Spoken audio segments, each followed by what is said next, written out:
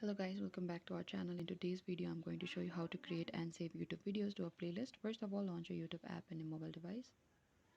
After that, from the recommendation, choose any of the videos, or you can simply search it if you want to put some specific videos into your playlist.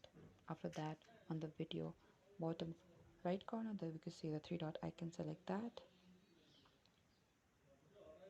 What you have to do is save to playlist option, and here we can see there's an option for the plus new playlist. Select that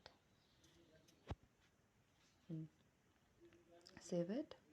And after you type down the playlist title, save on create option, and you can add other videos as well just by tapping on the same process on the three dot icon and save to playlist option and tap on the new that you've just made it. And this is it. Thank you for watching this video. I hope I could help you. Do not forget to like, subscribe and hit the bell notifications icon for more upcoming uploads.